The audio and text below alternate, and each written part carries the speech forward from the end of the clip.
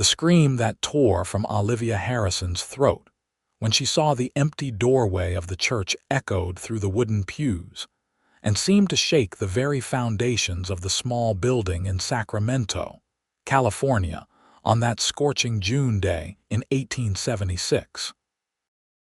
Every face in the congregation turned toward her, their expressions shifting from anticipation to confusion to dawning horror as they realized what had happened.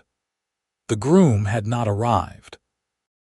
More than that, someone whispered from the back that they had seen Thomas riding out of town an hour earlier with his saddle-bags packed, heading east toward the Nevada border with another woman, a saloon girl from 3 towns over whom he had been seeing for months.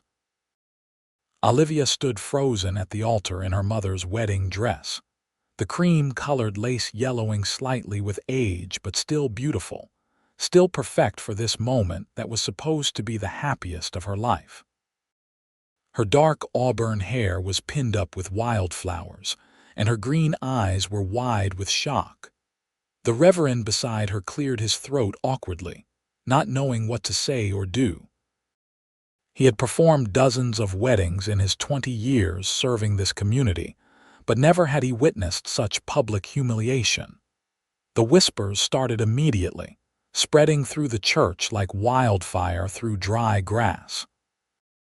Olivia could hear fragments of conversations, words like "poor thing" and "always knew he was no good," and worse, "she must have done something to drive him away."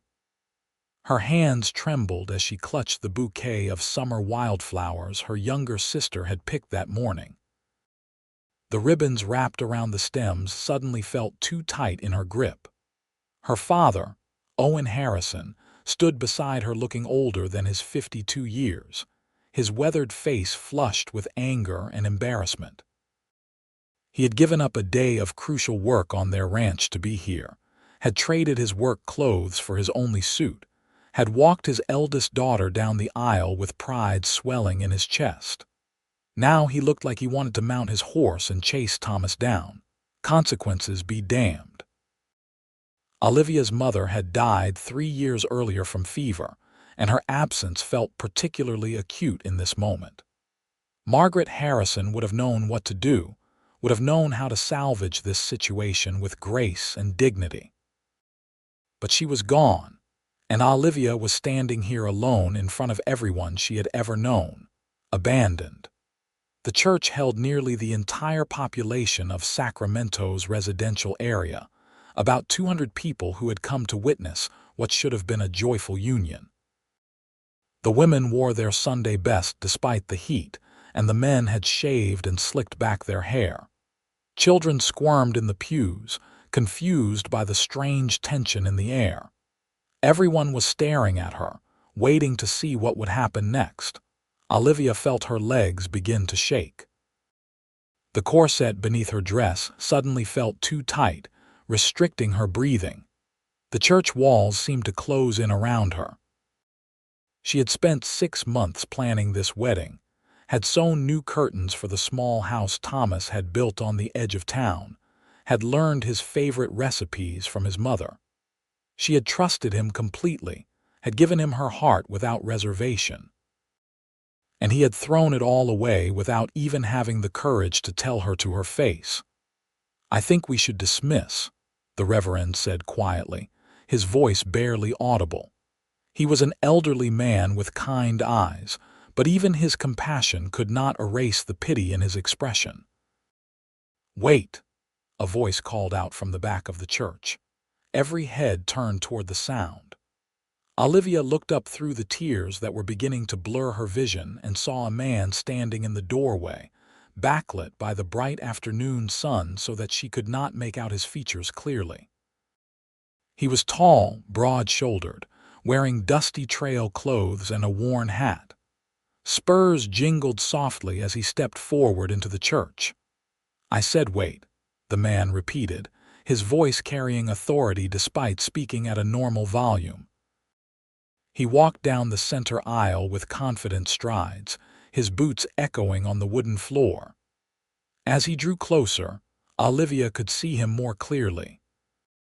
He appeared to be in his mid-20s, perhaps 26 or 27, with sun-bronzed skin and dark hair that curled slightly at the edges beneath his hat. His eyes were a striking blue-gray, like storm clouds over the Sierra Nevada. There was a strength in his jaw and in the set of his shoulders that spoke of a man who had lived hard but lived honestly. Olivia recognized him vaguely. He was one of the cowboys who worked the cattle drives, bringing herds up from the southern ranges to the railroad. She had seen him in town perhaps half a dozen times over the past year, always polite when their paths crossed, always respectful. She thought his name was Henry something. Henry Sullivan, perhaps? Yes, that was it. Henry Sullivan stopped at the front of the church and removed his hat, revealing the full extent of his wind-tanned face and those startling eyes. He looked at Olivia for a long moment, something unreadable in his expression, and then he turned to face the Reverend. "I will marry her today," Henry said clearly, his words ringing through the silent church. A collective gasp went up from the congregation. Olivia felt her heart stutter in her chest. She must have misheard him. That could not be what he had just said. They barely knew each other.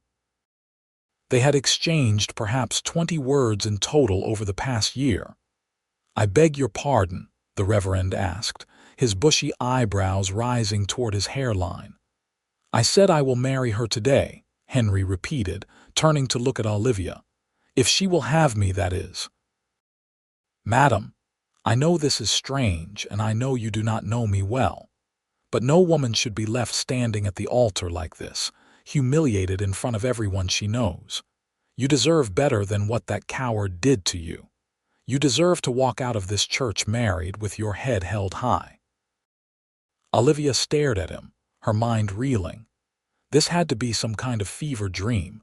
Things like this did not happen in real life. Strange cowboys did not simply volunteer to marry abandoned brides out of nowhere. "You cannot be serious," her father said, finding his voice. Owen Harrison looked Henry up and down with a rancher's practiced eye, assessing him as he would assess livestock. "I do not even know you, boy." "My name is Henry Sullivan, sir. I have been working the cattle drives for the past 8 years, ever since I was 18. I have money saved, enough to buy land and build a proper home. I do not drink to excess, I do not gamble, and I do not frequent establishments of ill repute. I can provide for a wife. I can provide for your daughter." "This is insane," Owen muttered, but Olivia could hear the consideration in his voice. Her father was a practical man above all else. He understood that in this society, in this time and place, a woman's reputation was everything. If she walked out of this church unmarried after being publicly abandoned, she would be the subject of gossip and speculation for years. People would wonder what was wrong with her, what she had done to drive her groom away. Her prospects for future marriage would be severely diminished. But if she walked out married, even to a relative stranger, she would at least retain her dignity. "Olivia," Henry said, speaking directly to her for the first time, "I will not force you into anything. The choice is yours, but I am making the offer sincerely. I will be a good husband to you. I will work hard, I will provide for you, and I will treat you with respect. That is my promise." Olivia opened her mouth, but no sound came out. Her mind was a whirlwind of thoughts and emotions. Part of her wanted to run from this church and never look back, to hide in her room at the ranch and never face any of these people again. But another part of her, the stronger part, the part that had helped her father run the ranch after her mother died, that had raised her 3 younger siblings, that had survived drought and disease and all the hardships of frontier life, that part knew what she needed to do. She thought of Thomas, who had courted her for 8 months, who had kissed her under the oak tree by the creek, who had promised her forever and then disappeared without a word. She thought of the house she had prepared, the dreams she had built in her mind. All of it was ashes now. But here was this man, this stranger, offering her a way out, offering her dignity and respect and a future, even if it was not the future she had imagined. "Why are you doing this?" she asked, her voice barely above a whisper. Henry met her eyes steadily. "Because it is the right thing to do," he said simply. "And because from the first time I saw you in town last year, carrying those supplies from the general store, helping that elderly woman load her wagon, I thought you were the most beautiful woman I had ever seen. Not just in appearance, though you are certainly lovely, but in spirit. I have watched you over these months, seen the way you care for your family, the way you treat everyone with kindness. I know I am not what you planned for, and I know this is not how you wanted this day to go. But I will spend every day trying to make you happy. That is my vow." The sincerity in his voice cut through Olivia's shock. She looked into those blue-gray eyes and saw no deception there, no ulterior motive. Just honest intention and something else, something that looked almost like hope. She thought about what would happen if she said no.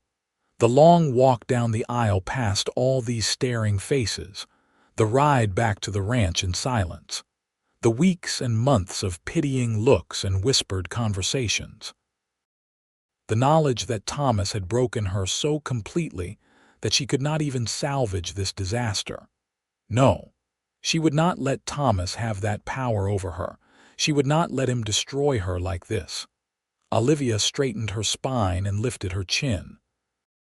She was Owen Harrison's daughter, and Harrisons did not break, no matter how hard the world pushed against them. "Yes," she said, her voice growing stronger. "Yes, I will marry you, Henry Sullivan." Another gasp rippled through the congregation, followed by immediate buzzing as everyone began talking at once. The Reverend looked between them, clearly unsure about the propriety of the situation but also aware of the practicality of it. "Are you both certain about this?" he asked. "Marriage is a sacred covenant not to be entered into lightly." "I am certain," Henry said firmly. "I am certain," Olivia echoed, and was surprised to find that she meant it. Owen Harrison studied Henry for another long moment, then slowly nodded. "If my daughter agrees, then I will not stand in the way. But know this, young man. If you hurt her, if you treat her poorly, you will answer to me. And I have been ranching in this territory for 30 years. I know how to protect what is mine." "I would expect nothing less, sir," Henry replied, meeting the older man's steely gaze without flinching. The Reverend sighed and opened his Bible again. "Very well. Let us proceed. Do you, Henry Sullivan, take this woman, Olivia Harrison, to be your lawfully wedded wife?" "I do," Henry said without hesitation. "And do you, Olivia Harrison, take this man, Henry Sullivan, to be your lawfully wedded husband?" Olivia took a deep breath. This was truly happening. In a matter of moments, she would be married to a man she barely knew, a man who was offering her salvation from public humiliation but also binding her to him for life. There would be no going back from this decision. But as she looked at Henry, at the steadiness in his expression and the strength in his bearing, she felt something settle in her chest. Perhaps this was not the love story she had imagined, but it was a chance, a new beginning. "I do," she said clearly. "Then by the power vested in me by the state of California and the grace of God, I pronounce you husband and wife. You may kiss your bride." Henry stepped closer to Olivia, moving slowly as if approaching a skittish horse. He cupped her face gently in his calloused hands, his touch surprisingly tender, and leaned down to press his lips to hers. It was a chaste kiss, brief and proper for a church setting, but Olivia felt a spark of something unexpected. His lips were warm and soft, and for just a moment the chaos of the day faded away. When he pulled back, he smiled at her, a small private smile that seemed meant just for her. "Hello, wife," he said quietly. "Hello, husband," she replied, testing out the foreign word. The church erupted in a mix of applause and continued shocked conversation. Olivia's younger sister, Emma, who was 16 and had been standing as maid of honor, rushed forward to embrace her. "Are you all right?" Emma whispered urgently. "Do you know what you just did?" "I know exactly what I did," Olivia replied, returning the embrace. "I survived." The reception that followed was the strangest social gathering Olivia had ever attended. The church ladies had prepared food for the celebration, and it seemed wasteful to let it go uneaten. So tables were set up outside and people milled about eating cake and cold chicken while discussing the shocking turn of events. Some women looked at Olivia with sympathy, others with barely concealed judgment.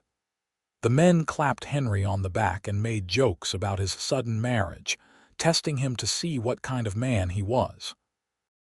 Henry handled it all with calm grace, never rising to the bait when someone made a crude comment, always keeping one eye on Olivia to make sure she was managing. When he saw her trapped in conversation with Mrs. Patterson, the town's worst gossip, he smoothly intervened and guided Olivia away with a hand on the small of her back. "Thank you," she murmured as they walked toward the edge of the gathering, seeking a moment of relative privacy. "You do not need to thank me," he said. "We are in this together now." Olivia looked up at him, really studying his face for the first time. He had a scar above his left eyebrow, probably from some long-ago accident or fight. His nose had been broken at least once.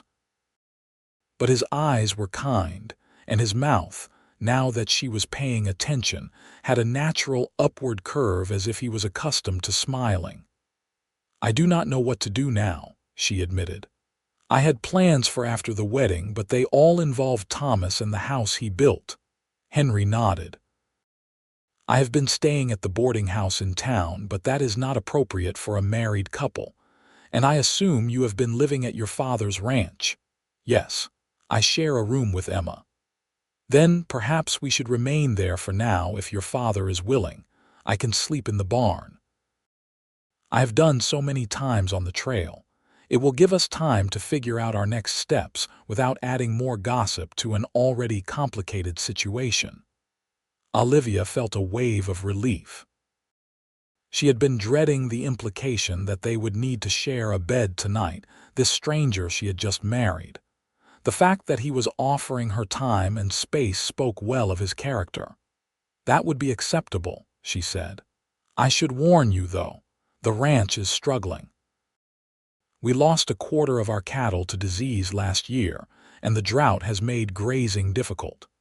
My father works from dawn until well past dusk, and the rest of us do everything we can to help.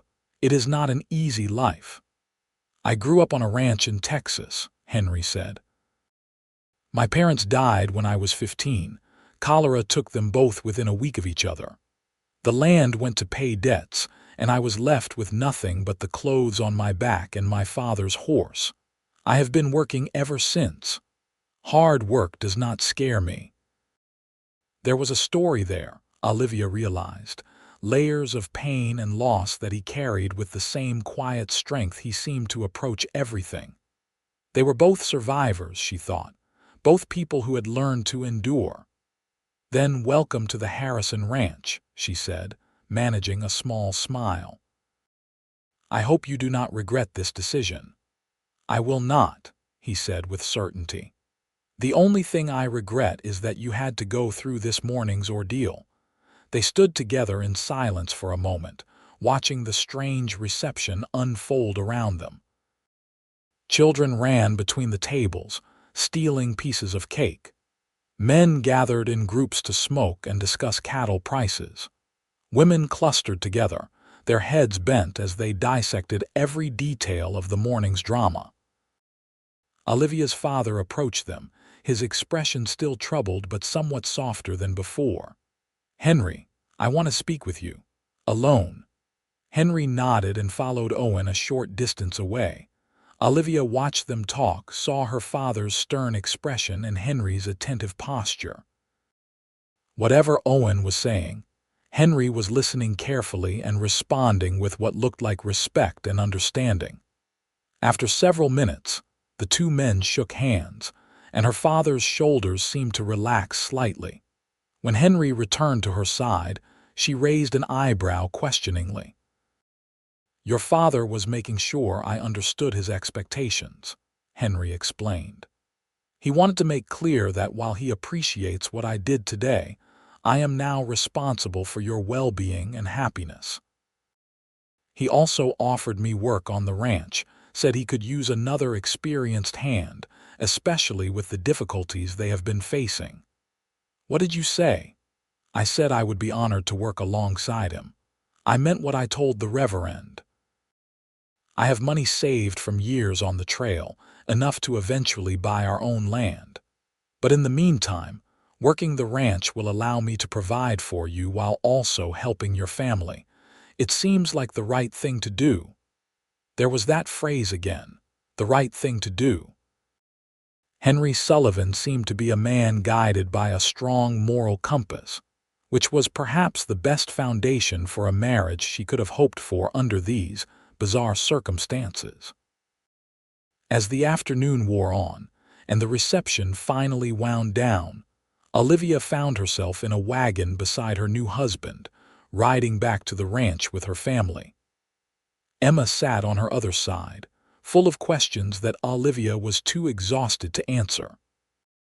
Her younger brothers, 12-year-old Oliver and 9-year-old Oscar, sat in the back of the wagon arguing about something inconsequential, blessedly oblivious to the weight of what had transpired. The Harrison Ranch sprawled across a valley about 5 miles outside of Sacramento proper. The house was a sturdy 2-story structure that Owen had built with his own hands 20 years earlier when he and Margaret had first claimed this land. There was a large barn, a chicken coop, a smokehouse, and various other outbuildings scattered across the property. Cattle grazed in the distant pastures, though Olivia could see with experienced eyes that the herd was smaller than it should be. Henry helped her down from the wagon, his hands strong and steady on her waist. The sun was beginning to set, painting the sky in shades of orange and pink. Under different circumstances, it would have been a beautiful end to a wedding day. "I will show you where you can bed down in the barn," Owen said to Henry, his tone gruff but not unfriendly. "And tomorrow we will discuss your duties and wages." "Thank you, sir," Henry replied. Olivia stood in the dusty yard, still wearing her mother's wedding dress, and watched Henry follow her father toward the barn. Emma touched her arm gently. "Come inside," her sister said softly. "Let me help you out of that dress." In the room they shared on the second floor, Emma carefully unbuttoned the long row of tiny buttons running down Olivia's back. The dress had been beautiful this morning, full of promise and hope. Now it felt like a costume from someone else's life. "Are you really all right?" Emma asked as she helped Olivia step out of the dress and into a simple cotton nightgown. "I do not know," Olivia admitted, sitting heavily on the edge of her narrow bed. "This morning I thought I was marrying Thomas. I thought I knew what my life was going to be. And now I am married to a man I have barely spoken to, a man I know almost nothing about." "He seems kind," Emma offered, "and brave in his own way. It took courage to do what he did." "Or foolishness," Olivia said, but without real conviction. "What kind of man volunteers to marry a complete stranger? The kind who has been watching you for months and thinking you are beautiful," Emma said with a small smile. "That is what he said, is it not? That he has admired you." Olivia had not forgotten those words. They had lodged in her heart like a thorn, unexpected and strangely painful. Thomas had courted her with pretty words and promises, but in the end, they had all been lies. Henry had offered her simple honesty and a promise to try, which was worth more she did not know. She was too tired to think about it anymore. "I am exhausted," she said. "I just want this day to be over." Emma hugged her tightly. "Sleep. Tomorrow will be better." But sleep did not come easily. Olivia lay in her narrow bed, staring at the ceiling, her mind replaying the day's events in an endless loop. The moment she realized Thomas was not coming, the whispers and stares, Henry stepping forward like something out of a dime novel, the kiss that had sealed her fate. She wondered what he was thinking right now, bedded down in the barn. Did he regret his impulsive offer? Was he lying awake wondering what he had gotten himself into? And more pressing, what were they going to do now? They were legally married, but they were strangers. How did two people build a life together when they had no foundation of courtship and companionship to build upon? These questions haunted her into the early hours of the morning until exhaustion finally claimed her. When she woke, the sun was already well risen, which was unusual for her. Normally, she was up before dawn to help with the morning chores. She dressed quickly in her everyday calico work dress and hurried downstairs, expecting to find the house bustling with activity. Instead, she found her father sitting at the kitchen table with a cup of coffee, looking more relaxed than she had seen him in months. "Where is everyone?" she asked. "The boys are doing their chores. Emma is collecting eggs. And your new husband is already out mending the fence in the north pasture. He has been up since before dawn." Olivia absorbed this information. "He went straight to work. Said he wanted to make himself useful. I showed him the worst of the fence damage last night, and he headed out first thing this morning with tools and wire. Man does not waste time, I will give him that." Owen studied his daughter over the rim of his coffee cup. "How are you holding up, girl?" It was the first time he had asked directly. Olivia sank into a chair across from him and accepted the cup of coffee he poured for her.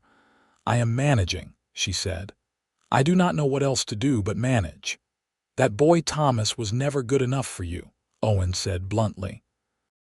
"I should have said something sooner, but I thought you were happy. I should have trusted my gut." "You could not have known he would do this." "No, but I knew he was weak. I saw it in the way he carried himself, the way he was always looking for the easy path." "Your mother would have spotted it right away. She had a sense for people." Owen's voice grew rough when he mentioned his late wife, as it always did. "This Henry, though, he is cut from different cloth, looked me in the eye, did not flinch when I laid out my expectations. Said he understood he would have to earn your trust and your father's respect, and he was prepared to do whatever it took. He said that, he did. Also said something else." Owen paused, choosing his words carefully. "He said he knew you had been hurt and humiliated, and he had no expectation that you would develop feelings for him quickly or easily. He said he was prepared to be patient, to let you come to him in your own time. Said he wanted to build something real with you, not force something that was not there." Olivia felt something in her chest loosen slightly. She had been so worried about what Henry might expect from her, what demands he might make as her husband. Knowing that he was willing to give her time made the situation feel slightly less overwhelming. "I should take him some lunch," she said. "If he has been working since dawn, he will be hungry." Owen nodded approvingly. That would be a wifely thing to do. The word wifely felt strange. She was a wife now, Henry Sullivan's wife. It did not seem real yet. She packed a simple lunch of bread, cheese, and dried apples, along with a canteen of cool water from the well. Then she saddled her horse, a gentle mare named Daisy, and rode out toward the north pasture. The day was already hot, the June sun beating down mercilessly. Olivia was glad for the shade of her wide-brimmed hat. As she rode, she looked out over the ranch with a critical eye. Her father was right that they needed help. The fences were in poor repair. Several of the outbuildings needed new roofs, and the windmill that pumped water for the cattle was making an ominous grinding sound that suggested it would not last much longer without maintenance. One man, even one as apparently hardworking as Henry, could not fix all of this. But it was a start. She found him about a mile out, stripped down to his undershirt, his regular shirt hanging on a fence post. He was working methodically, replacing a section of damaged fence, his movements efficient and practiced. Sweat gleamed on his skin, and his dark hair was plastered to his forehead. He looked up when he heard her approach, and a smile broke across his face. "Olivia," he said, wiping his hands on his trousers before walking over to meet her. "I did not expect to see you out here."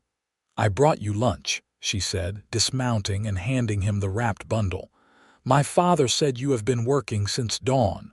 Old habits. On the trail, you learn to make use of every daylight hour." He accepted the food gratefully and immediately took a long drink from the canteen. "Thank you. This is thoughtful." They sat together in the meager shade of a scraggly oak tree while he ate. Olivia watched him, still trying to reconcile this capable, hard-working man with the stranger who had volunteered to marry her less than 24 hours ago. "You do good work," she observed, looking at the repaired fence section. "Clean, tight. It will hold." "Your father said you lost cattle last year. Cannot afford to lose any more to poor fencing." "We cannot," she agreed. "We cannot afford to lose anything else." Henry looked at her intently. "Things are worse than your father let on." Olivia hesitated, then decided honesty was the best approach. They were married now, after all. He would find out eventually. "We are struggling. The disease that killed so many cattle last year hit us hard. Then the drought made it difficult to maintain the remaining herd. My father took out a loan from the bank to buy feed and supplies, thinking we could recover. But the interest is steep, and we have not been able to pay it down as quickly as we hoped. If we have another bad year, we could lose everything." Henry was quiet for a long moment, digesting this information. "How much does he owe?" $2,000. He let out a low whistle. "That is substantial. My father is too proud to tell anyone how bad it really is, but I manage the books, so I know. We have perhaps another year before the bank will call in the loan. Maybe less." "The money I have saved," Henry said slowly. "It is about $1,500. It is meant to buy our own land eventually, but if your father needs it to save the ranch, it is available. You are family now." "His problems are our problems." Olivia stared at him, stunned. "You would give up your savings, just like that?" "I would invest it in our future," he corrected. "If the ranch fails, what happens to you, to your brothers and sister? Where would you all go?" "No, better to use the money to keep the ranch going. We can save again. I am young, I am strong, I can work. We will be all right." The casual way he said "we" made Olivia's throat tighten with unexpected emotion. In the span of a single day, this man had bound his life to hers, had taken on her burdens as his own, had offered up his entire savings to help her family. And he seemed to think this was all perfectly reasonable and expected. "I do not understand you," she said quietly. "Why are you doing all of this?" Henry set down his half-eaten lunch and turned to face her fully. "Do you want the truth?" "Yes. When I saw you for the first time last year, something in my chest just knew. I know that sounds foolish, like something out of a story, but it is true. I have met a lot of women in my travels, been to a lot of towns. I never felt any desire to settle down, never met anyone who made me want to stop moving. And then I saw you, and I just knew. You were it. You were what I had been looking for without even realizing I was looking." He ran a hand through his sweaty hair, looking almost embarrassed. "I did not plan to volunteer to marry you yesterday. I came to the church because I wanted to see you happy, wanted to witness your wedding day even though it would hurt." And when I saw what was happening, saw that coward abandoning you, I could not just stand by. I thought maybe it was a sign, a chance that I never would have gotten otherwise, so I took it. Maybe that was selfish. Maybe I took advantage of an awful situation, but I do not regret it. And I will spend the rest of my life trying to make sure you do not regret it either. Olivia could not speak. The raw honesty in his words, the vulnerability in his expression, it was overwhelming. She had spent 8 months with Thomas and never once heard him speak with such naked sincerity. "I do not know what to say," she finally managed. "You do not have to say anything," Henry replied. "I told you I am prepared to be patient. I know you cannot just decide to care for me because we are married. Feelings do not work that way. But I hope that over time, as we work together and live together, maybe you will come to see me as more than just the stranger who volunteered to marry you. Maybe you will come to see me as a partner. And maybe someday, if I am very lucky, as more than that." He stood up, brushing off his trousers. "I should get back to work. Thank you for the lunch. It was delicious."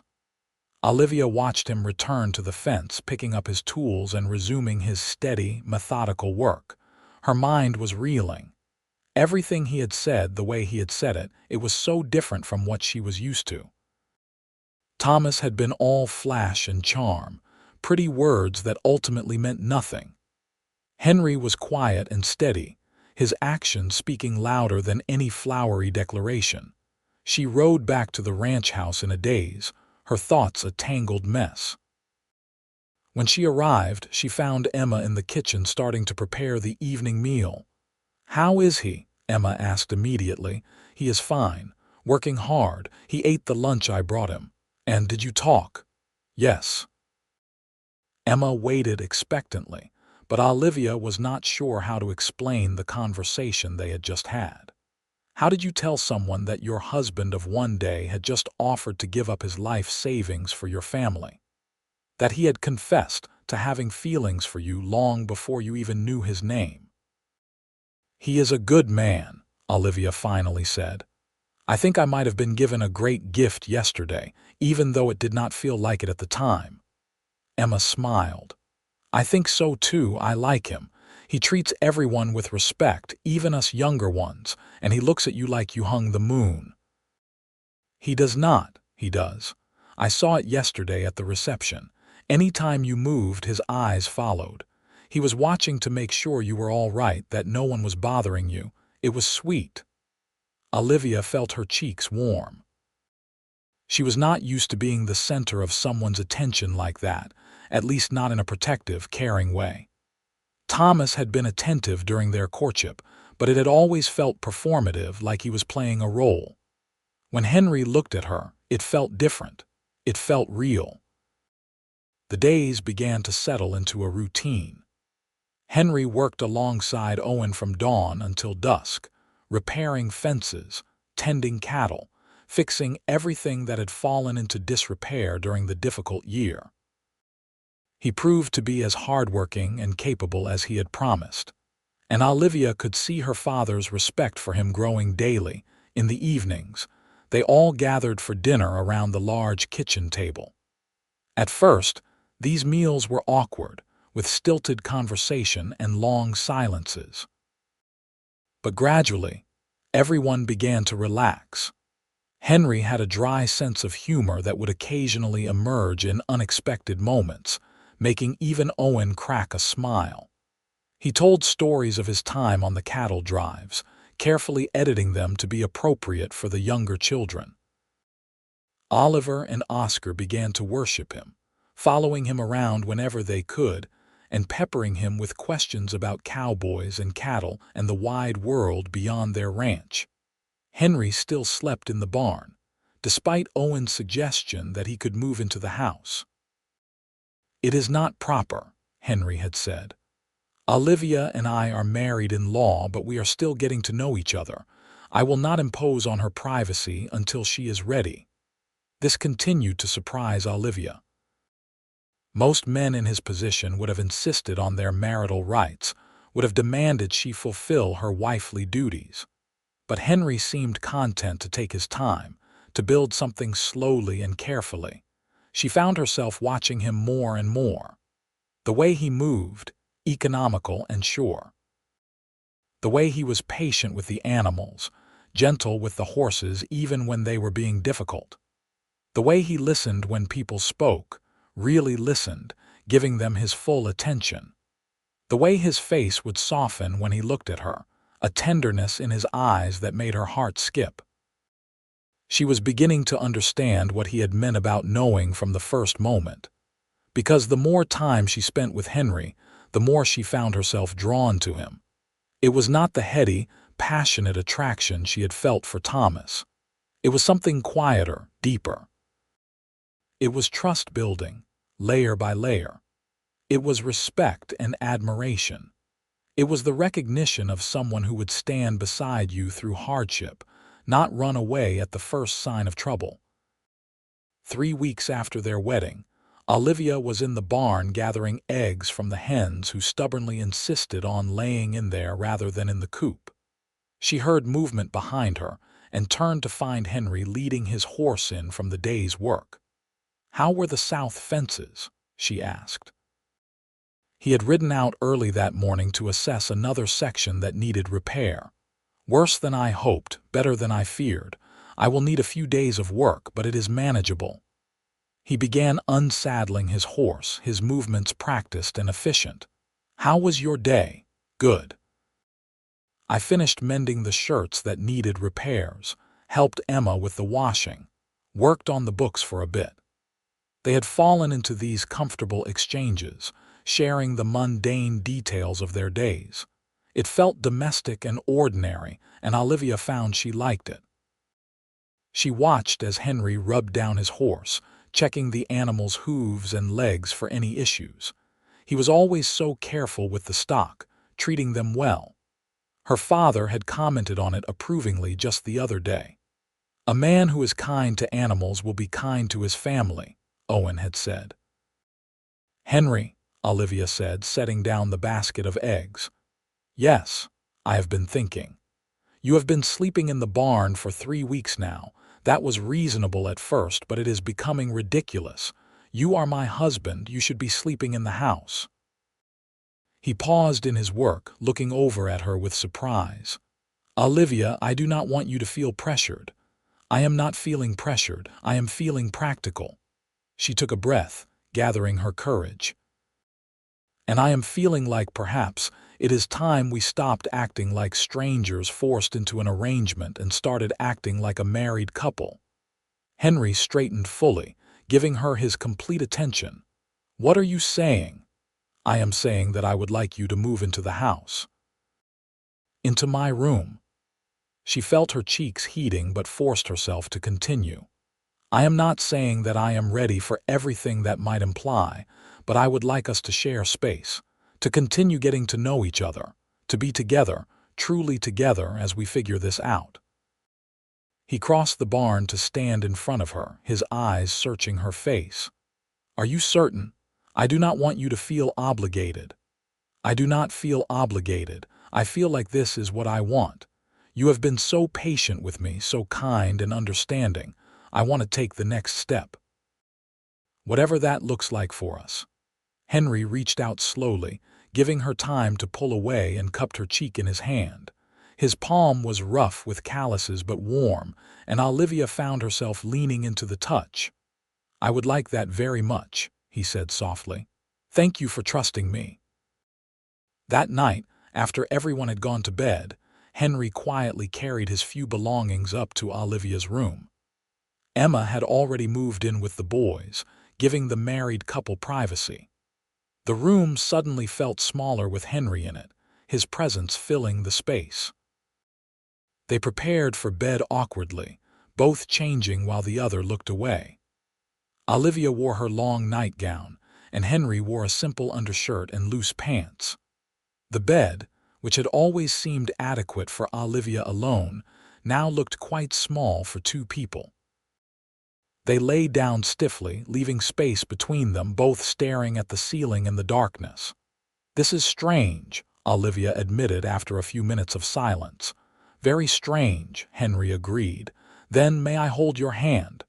Yes. His fingers found hers in the darkness, intertwining with them. His hand was large and warm, completely enveloping hers.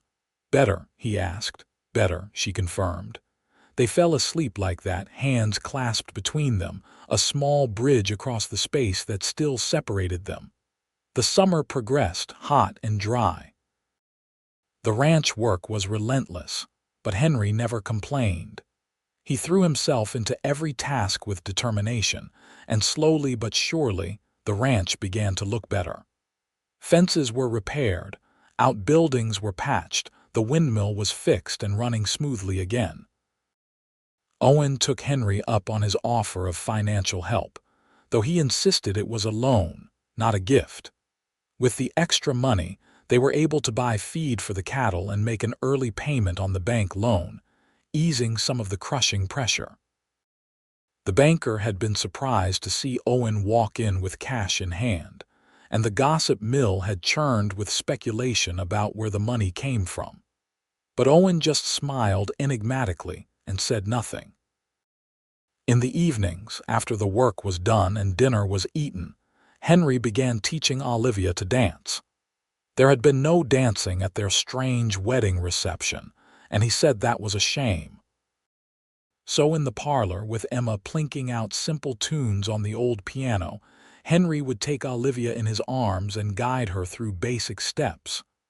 "I am terrible at this," she said after stepping on his foot for the third time. "You are learning," he corrected. "There is a difference. Besides, I do not mind. It gives me an excuse to hold you." These small moments of flirtation had been increasing as they grew more comfortable with each other. Henry was not overly demonstrative, but he found ways to touch her throughout the day. A hand on her back as he passed behind her in the kitchen. A shoulder brushing against hers as they sat together at dinner. An arm around her waist when they walked outside to watch the sunset. And at night, in their shared bed, they had progressed from simply holding hands to sleeping curled together, Olivia's back against Henry's chest, his arm draped over her waist. She felt safe in his embrace, protected. The nightmares she had been having since the wedding day, dreams of standing alone in the church while everyone laughed, had finally stopped. One evening in late July, Olivia and Henry took a walk together after dinner, following the creek that ran through the property. The sun was setting, painting everything in golden light.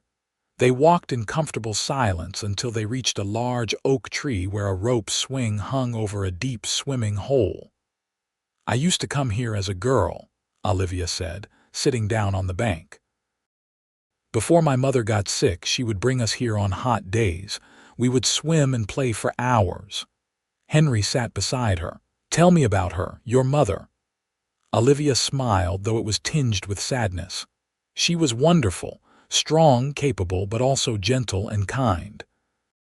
She could deliver a calf one moment and then play tea party with Emma the next. My father adored her. When she died, something in him died too. He still has not fully recovered. And you, have you recovered?"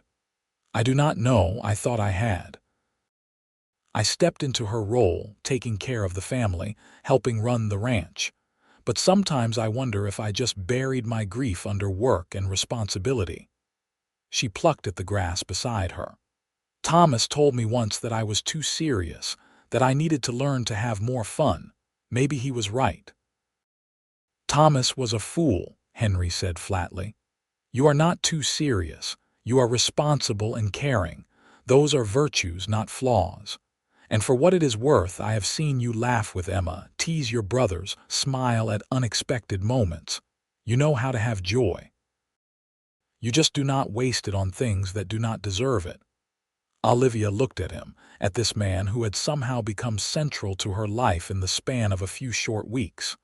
"How do you always know what to say?" "I do not. I just say what I am thinking and hope it comes out right." On impulse, Olivia leaned over and kissed him. It was not like their chaste wedding kiss. This was deeper, more meaningful. She felt Henry's surprise, his moment of hesitation, and then he was kissing her back, his hand coming up to cradle her head, his fingers tangling in her hair. When they finally broke apart, both breathing hard, Henry rested his forehead against hers. "Olivia," he said, his voice rough with emotion. "I want you to know," she said quietly, "that I do not regret marrying you, not anymore. I think maybe it was meant to happen this way. Thomas leaving me at the altar, you stepping forward, all of it, because I cannot imagine my life now without you in it." "I love you," Henry said, the words tumbling out. "I know it is fast, I know we have only been married a month, but I love you. I have loved you since the moment I first saw you, and I will love you until the day I die." Tears sprang to Olivia's eyes. "I am not sure I can say that yet, but I am falling for you. Every day a little more. The way you work so hard for my family, the way you are patient with my brothers. The way you hold me at night like I am something precious. I am falling, and it is terrifying and wonderful all at once." "That is enough," Henry said, kissing her forehead, her cheeks, her lips again. "That is more than enough." They stayed by the creek until the stars came out, talking and kissing and simply being together. When they finally returned to the house, hand in hand, Owen was sitting on the porch smoking his pipe. He took one look at their flushed faces and content expressions and smiled. "Took you long enough," he said gruffly, but there was warmth in his voice. That night, their marriage became complete. Henry was gentle and patient, attentive to Olivia's needs and comfort. And afterward, as they lay tangled together in the narrow bed, Olivia finally felt like she had come home. Not to the ranch, but to Henry. He was her home now. The summer gave way to fall, and with it came the cattle drive to take their stock to market in San Francisco. Henry had originally planned to go on the drive, but at the last minute, Owen decided to go himself, taking Oliver along to give the boy experience. Henry would stay at the ranch to manage things in their absence, with Olivia's help. "Take care of my family," Owen said to Henry the morning they left. "With my life," Henry replied, and they both knew he meant it. With Owen and Oliver gone, the ranch felt emptier but also somehow more intimate. It was just Henry, Olivia, Emma, and young Oscar. They fell into new routines, working together to keep everything running smoothly. One crisp October afternoon, Henry came in from the fields to find Olivia doubled over in the kitchen, her face pale. "What is wrong?" he asked urgently, immediately at her side. "Nothing. I am fine. Just felt ill for a moment." "You have been ill several mornings this week," Henry said slowly. Then his eyes widened. "Olivia, could you be with child?" Olivia had been trying not to think about that possibility, but now that he said it out loud, she had to face the likelihood. Her monthly courses were late, she had been feeling queasy in the mornings, and her breasts were tender. All signs pointed in one direction. "I think I might be," she admitted quietly. Henry's face lit up with pure joy. He picked her up and spun her around, then immediately set her down carefully as if she might break. "A baby. We are going to have a baby. We do not know for certain yet, but probably. Oh, Olivia." He pulled her into his arms, holding her close. "I am so happy. Are you happy?" Was she? She was surprised, certainly. It had only been 4 months since their wedding. But as she thought about it, about carrying Henry's child, about bringing a new life into the world, she found that yes, she was happy. "I am," she said. "Scared but happy." "I will take care of you," Henry promised. "Both of you. You will want for nothing." When Owen returned 2 weeks later with a good profit from selling the cattle, he found the ranch running smoothly and received the news that he would be a grandfather soon. His gruff exterior cracked, and he pulled both Henry and Olivia into a rare embrace. "Your mother would have been thrilled," he said to Olivia, his voice thick. "She always wanted a house full of grandchildren. The pregnancy progressed well through the winter months. Henry treated Olivia like she was made of glass, constantly hovering and worrying. She finally had to sit him down and explain that women had been having babies since the dawn of time, and she was not going to break. "I know," he said, "but you are my wife. I cannot help but worry." They spent the long winter evenings planning for the baby, discussing names and making preparations. Emma threw herself into sewing tiny clothes and blankets.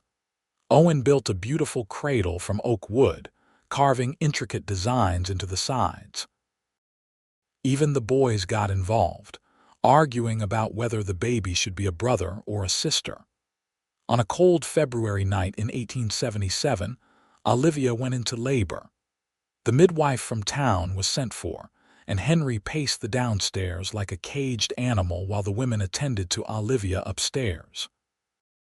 Owen finally made him sit down and poured him a whiskey. "She will be fine," Owen said. "She is strong like her mother, I know. I just hate that she is in pain and I cannot do anything to help. That is the burden of men. We can plow fields and mend fences and drive cattle, but in this, we are useless." After 8 hours of labor, a baby's cry filled the house. Henry was on his feet instantly, but the midwife made him wait until everything was cleaned up before allowing him upstairs. When he finally entered the bedroom, he found Olivia propped up in bed, exhausted but glowing, holding a small bundle wrapped in one of Emma's carefully sewn blankets. "It is a boy," she said softly. "We have a son." Henry approached slowly, almost reverently. When Olivia pulled back the blanket to show him the tiny red face, the small features that were somehow a perfect blend of both of them, he felt his eyes fill with tears. "He is beautiful," Henry whispered. "Absolutely perfect, just like his mother. You want to hold him." Henry had handled newborn calves and foals, but somehow this seemed infinitely more terrifying. Still, he carefully took his son into his arms, cradling him with extreme gentleness. The baby opened his eyes, unfocused but searching, and Henry felt his heart crack wide open. "Hello, little one," he said. "I am your father, and I promise you I will spend every day of my life making sure you and your mother are happy and safe and loved." "What should we name him?" Olivia asked. They had discussed names extensively but never quite settled on one. Now, looking at their son, Henry thought about the journey that had brought them here. The pain of Olivia being left at the altar, his impulsive decision to volunteer, the slow building of their relationship from strangers to friends to lovers to partners, the creation of this new life. "What about Theodore?" Henry suggested. "It means gift of God, and that is what he is, a gift. What this whole past year has been, really. A gift I never expected." "Theodore Sullivan," Olivia said, testing it out. "Theo for short, I like it, it suits him." The family crowded into the room to meet baby Theo, everyone taking turns holding him and marveling at his tiny fingers and toes. Oscar declared him too small and red, while Oliver pontificated about how he would teach his nephew to ride and rope when he got bigger. Emma cried happy tears and Owen just stood there looking proud and emotional. That night, after everyone else had finally gone to bed, Henry lay beside Olivia in their bed with Theo sleeping in the cradle next to them. They were both too keyed up to sleep, too filled with wonder at what had just happened. "You remember what I said by the creek last summer?" Olivia asked quietly. "About falling for you." "I remember." "I love you, Henry. I should have said it before now, but I am saying it now. I love you completely. You are the best man I have ever known, and I thank God every day for the strange circumstances that brought us together." Henry reached across the space between them and took her hand, just as he had on their first night sharing a bed 9 months earlier. But everything was different now. They were not strangers anymore. They were partners, lovers, parents. They were a family. "I love you too," he said, "and I always will." The years that followed were full and rich. The ranch prospered under Owen and Henry's joint management. With the financial pressure eased and two strong men working the land, they were able to expand the herd and even purchase some adjacent property. The Harrison Ranch became known as one of the most successful in the Sacramento area. Olivia and Henry had two more children in quick succession. A daughter named Ruth in 1879, with Olivia's red hair and Henry's blue-gray eyes, and another son, James, in 1881, who was the spitting image of Henry. Oliver and Oscar grew into capable young men, eventually taking over more and more of the ranch work. Emma married a young lawyer from Sacramento when she was 19, a love match that made everyone happy. Owen, though aging, remained active and involved, delighting in his growing collection of grandchildren. The small house on the edge of town, the one that Thomas had built for Olivia, eventually burned down in an accidental fire. No one mourned its loss. Thomas himself was never seen in Sacramento again. Rumor had it he had ended up in Nevada, working in the mines, abandoned by the saloon girl he had run away with. Olivia heard this news with only the faintest twinge of feeling. That part of her life felt like it had happened to someone else, a different girl in a different time. On a warm June day in 1886, 10 years exactly after their wedding day, Henry and Olivia stood on the porch of their house watching their children play in the yard. Theo was 9 now, a sturdy boy who followed his father everywhere. Ruth at 7 was fearless and wild, always climbing trees and racing her brothers. Little James, just 5, was quieter but watched everything with intelligent eyes. 10 years, Olivia said wonderingly. Has it really been that long? Best 10 years of my life, Henry replied, sliding his arm around her waist and pulling her close. You ever think about how it all started, how strange it was, all the time? And every time I think about it, I am grateful. Grateful that I happened to be in town that day. Grateful that I had the courage to speak up. Grateful that you said yes. Olivia leaned her head on his shoulder. I am grateful, too, for all of it, even the painful parts, because they led me to you. They stood together in comfortable silence, watching their children and their life unfold around them. Owen emerged from the barn, still spry at 66, leading Ruth's pony. Emma and her husband were coming for dinner, bringing their own 2 children. The house would be full of noise and laughter and love. You know what I think, Henry said. What? I think we should have a party. A real one this time. Invite everyone from town, have music and dancing and food. Celebrate properly the way we did not get to 10 years ago. A party for our 10th anniversary. Why not? We have so much to celebrate. 10 years of marriage, 3 beautiful children, a thriving ranch, family and friends. I want to share that joy with everyone. Olivia smiled. I think that is a wonderful idea. So they planned a grand celebration for the following month. Invitations were sent throughout Sacramento and the surrounding ranches. The church ladies organized food. A band was hired from San Francisco. The whole community was invited to celebrate Henry and Olivia Sullivan's 10th wedding anniversary. The day of the party dawned clear and beautiful. Long tables were set up in the yard, covered with more food than anyone could possibly eat. Lanterns were strung between trees for when evening came. The band set up on the porch, their instruments gleaming in the sun. People began arriving mid-afternoon, dressed in their finest clothes. The men shook Henry's hand and congratulated him on 10 years of marriage. The women hugged Olivia and admired the children. Kids ran wild through the yard, playing tag and stealing cookies from the dessert table. As the sun began to set and the lanterns were lit, the band started playing. Henry found Olivia in the crowd and held out his hand. "May I have this dance?" he asked formally. "You may," she replied, placing her hand in his. He led her to the cleared area that served as a dance floor, and as the music swelled, he pulled her into his arms. They moved together easily, perfectly in sync after years of practice. Around them, other couples joined in, but Henry only had eyes for Olivia. "You know," he said as they danced, 10 years ago today, I married you in that church in town in front of everyone, and every day since has been better than the last." "Sweet talker," Olivia teased, but her eyes were bright with emotion. "I mean it. I loved you then, but it was nothing compared to how I love you now.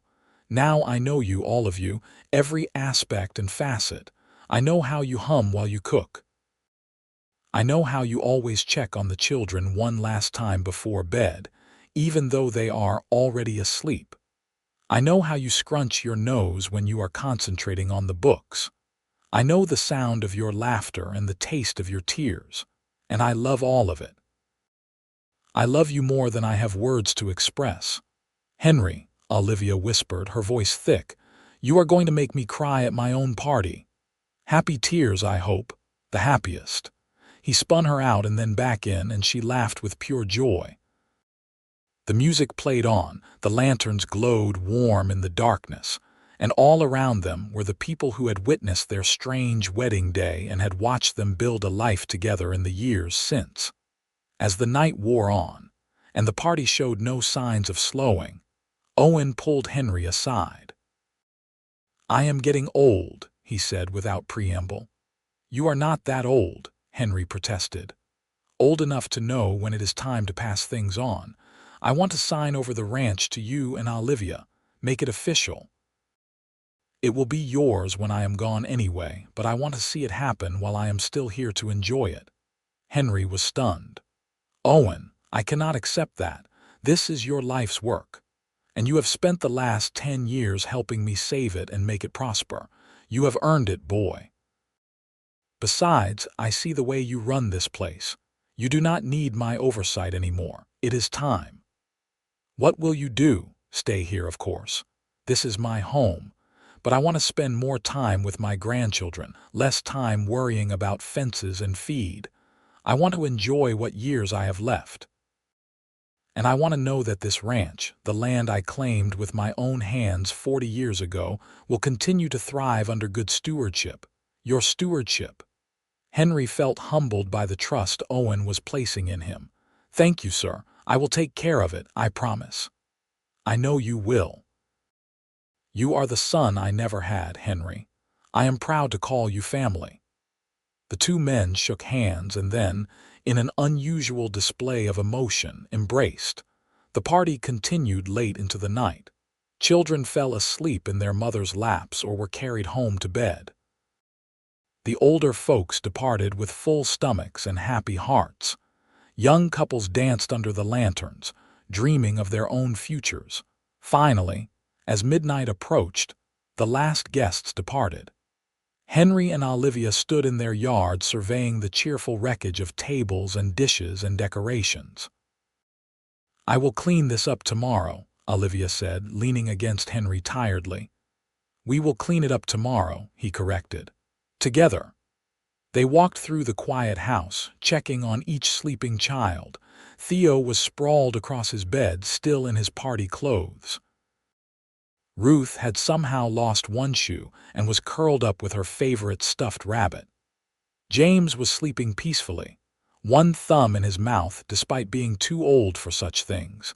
In their own room, they prepared for bed in the comfortable routine of long marriage. Olivia unpinned her hair, letting it fall down her back. Henry removed his boots and hung up his good jacket. They climbed into bed, which was much larger than the narrow one they had started out in, and immediately found each other in the darkness. "Thank you for tonight," Olivia said. "It was perfect." "You are perfect," Henry replied, kissing her temple, "and I am the luckiest man alive. I think we are both lucky. We took the worst day of my life and turned it into the beginning of something beautiful. Do you ever wonder what would have happened if Thomas had not left you? If he had shown up to the wedding like he was supposed to? Olivia thought about it. Sometimes. But I do not think I would have been happy. I loved him, or thought I did, but it was not real. Not like what we have. What we have is real and solid and built on trust and respect and genuine affection. I would not trade it for anything. Good. Because you are stuck with me forever. Promise. Promise. They drifted off to sleep wrapped in each other's arms, content and peaceful. The years continued to pass in the way they do, each one bringing its own joys and challenges. The ranch prospered under Henry's management.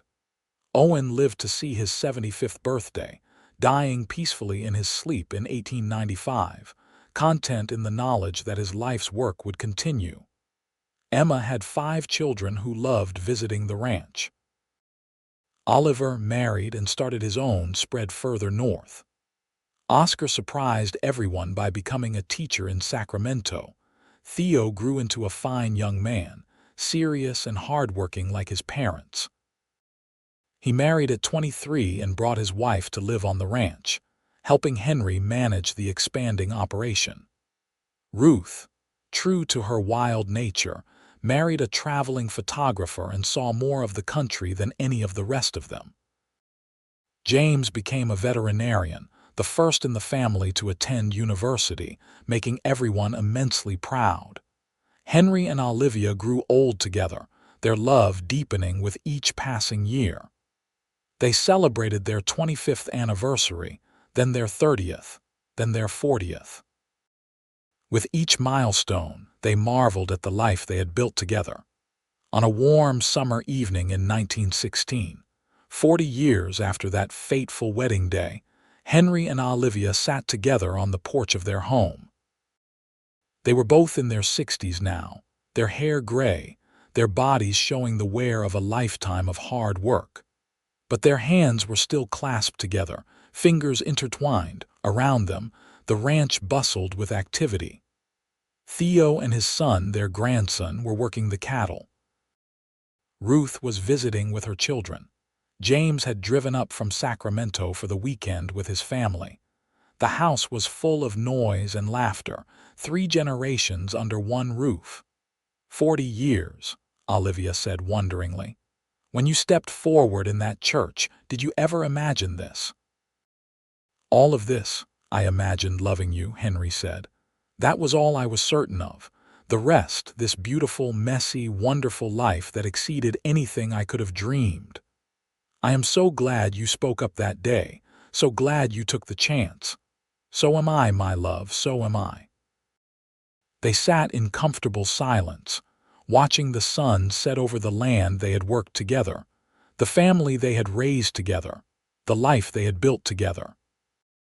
The ranch that had once been on the brink of failure now sprawled across thousands of acres, home to hundreds of head of cattle and dozens of horses. The house had been expanded and remodeled, but the original structure remained, a testament to Owen's craftsmanship and the foundation he had laid. Do you know what I think about sometimes? Olivia asked. What? Thomas. I wonder where he ended up, what his life became, and then I realize I do not actually care. He is just a footnote in my story, a wrong turn that led me to the right path. He did us a favor, really, Henry said with a slight smile. By being a coward, he gave me the opening I never would have had otherwise. The worst day of my life became the best day of my life. How many people can say that? Not many. We are blessed, you and I. As darkness fell and the stars began to emerge, their grandson called them in for dinner. The long table, the same one Owen had built decades ago, was laden with food. Family members of all ages crowded around it, talking and laughing and reaching across each other for dishes. Henry looked around at all of it, at the faces of his children and grandchildren, at Olivia beside him still beautiful in his eyes, and felt profound gratitude. This was what life was supposed to be. Not perfect, not without struggles or sorrows, but full of love and connection and purpose. After dinner, as had become tradition, the youngest grandchild asked to hear the story of how Henry and Olivia met. It was a tale that had been told many times, growing slightly more embellished with each telling, but always maintaining the core truth. "Well," Henry began, settling back in his chair while children gathered at his feet, "it was June of 1876 in Sacramento. Your grandmother was supposed to marry another man that day. But he did not show up," one of the children interjected, having heard this part before. "That is right. He did not show up, and your grandmother was standing there in her beautiful dress in front of everyone she knew, and her heart was breaking. I was in the back of the church, and I knew I had to do something. So I walked down that aisle and I said, 'I will marry you today.'" Several children chorused together, "Exactly. And do you know what your grandmother did?" She said yes. She said yes. Best decision either of us ever made. And that is how we ended up here, all of us together. Because sometimes the worst moments in our lives are actually doorways to the best moments, if we are brave enough to step through them. The children absorbed this wisdom with varying degrees of understanding, but the adults around the table nodded. They had all faced their own challenges and crossroads. They understood what Henry was teaching. Later, much later, when everyone had finally gone to bed and the house was quiet, Henry and Olivia lay together in their bed, the same position they had slept in for 40 years, her back against his chest, his arm around her waist. "I love you," he whispered into her hair as he did every night. "I love you too," she replied, as she always did. They drifted off to sleep, content and complete, two lives perfectly intertwined. Years later, when Henry passed away peacefully at the age of 85 in 1933, Olivia held his hand just as she had that first night they shared a bed. She whispered words of love and gratitude, thanked him for the life they had built, for the love he had shown her every single day for 57 years. "You saved me," she said through her tears. "Not just that day in the church, but every day after. You saved me by loving me, by choosing me, by staying. Thank you for 57 years of happiness." Olivia lived another 5 years, surrounded by her children and grandchildren and even a few great-grandchildren. She spent those years sharing stories of Henry, keeping his memory alive, making sure everyone understood what an extraordinary man he had been. When she died in 1938 at the age of 83, she was buried beside Henry under a large oak tree on the ranch property, the same tree where they used to take walks in the early days of their marriage. The headstone reads simply, "Henry Sullivan, 1850–1933, Olivia Sullivan, 1855–1938, beloved husband and wife." Their love story began with, "I will marry you today." The ranch continued through the generations, passed down from Theo to his children and eventually to his grandchildren. The story of Henry and Olivia's unusual marriage became family legend, told and retold at gatherings. A reminder that sometimes the most beautiful things in life come from the most unexpected places. And in the Sacramento town archives, if anyone cared to look, they would find the marriage record from June 1876, documenting the wedding of Olivia Harrison to Henry Sullivan. There was no note about the drama that had preceded the ceremony, no mention of the groom who failed to show up or the cowboy who stepped forward to save the day. Just the simple fact of two people joining their lives together, making promises they would keep for more than half a century. Because in the end, that was what mattered. Not how they started, but how they continued. Not the drama of that one day, but the steady devotion of all the days that followed. Henry and Olivia had taken a moment of public humiliation and transformed it into a lifetime of private joy. They had built something real and lasting from the rubble of broken promises and dashed expectations. Their love story became the foundation on which their children built their own lives, a model of what commitment and partnership could look like. Theo, raising his own children, would remember his father's patience with his mother in those early days and would strive to show the same kindness to his own wife. Ruth, in her travels, would think of her parents' rock-solid bond and would not settle for anything less in her own marriage. James, helping animals in his veterinary practice, would channel the gentle strength his father had shown to every living thing. The ranch itself stood as a monument to what Henry and Olivia had built together. Visitors to the Sullivan Ranch, as it came to be known, would always comment on the sense of warmth and welcome, the feeling that this was a place built on love as much as on labor. The house, expanded and modernized over the years, still contained the original structure, those first rooms where a newly married couple had learned to build a life together. The barn where Henry had first slept still stood, though it had been rebuilt several times. The creek where they had shared their first real kiss still ran through the property. The people of Sacramento who had witnessed that remarkable wedding day in 1876 carried the story with them through their own lives. Some told it as an example of true courage, others as evidence that God worked in mysterious ways.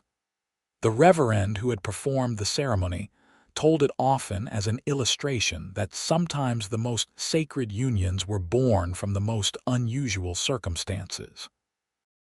And Thomas, the man who had started it all by failing to show up to his own wedding, eventually ended up alone in a boarding house in Virginia City, Nevada, dying of pneumonia in 1905 at the age of 53. In his final feverish days, he was heard to mutter a name, Olivia, with what sounded like regret. But by then, Olivia had been Olivia Sullivan for nearly 30 years, and the woman she had been, the one who had planned to marry Thomas, no longer existed. She had been transformed by love and partnership, and the building of a real life with someone worthy of her trust. The wedding dress Olivia had worn that day, her mother's dress, was carefully preserved and passed down. Ruth wore it when she married, and then Ruth's daughter after her. Each bride who wore it heard the story of the day it was first worn, the day a bride was abandoned but then saved by an unexpected hero. The dress became a symbol of resilience and hope, a reminder that even when things seemed darkest, redemption might be just moments away. On the centennial of Henry and Olivia's marriage, in 1976, the family gathered at the ranch for a massive reunion. Descendants came from all over California and beyond, great-great-grandchildren, who had never met the couple but who carried their legacy in their names and features and values. Someone had the marriage record blown up and framed, and it hung in the main house as a centerpiece of the celebration. At the dinner that evening, the eldest living descendant, Theo's daughter Caroline, who was then 78, stood to make a toast. "To Henry and Olivia," she said, raising her glass, "who taught us all that love is not about how you start, but about how you continue. Who showed us that courage comes in many forms, including the courage to say yes to an unexpected offer, and the courage to make that yes meaningful every day after. May we all be blessed enough to find a love like theirs, and wise enough to recognize it when it comes, even if it does not look like what we expected." To Henry and Olivia, everyone echoed, glasses raised, hearts full. The story of the woman who was left at the altar and the cowboy who said, "I will marry you today," lived on long after both of them were gone. It became part of the fabric of Sacramento's history, mentioned in local historical societies and written about in books about the Old West. But more importantly, it lived on in the lives they had touched, the family they had created, the love they had built from the ashes of humiliation and disappointment. It was a reminder that sometimes the worst moments contain the seeds of the best outcomes. That courage can look like stepping forward when no one expects it. That real love is built day by day, choice by choice, through years of showing up and staying present and choosing each other again and again. And on quiet summer evenings, if you happen to be at the Sullivan Ranch at just the right time, standing under the old oak tree by the creek, you might almost feel their presence. Henry with his steady strength and quiet devotion, Olivia with her resilience and growing joy. Both of them together, hands clasped, watching over the legacy they had created, satisfied that the impulsive decision made in a church on a June day in 1876 had blossomed into something beautiful beyond measure.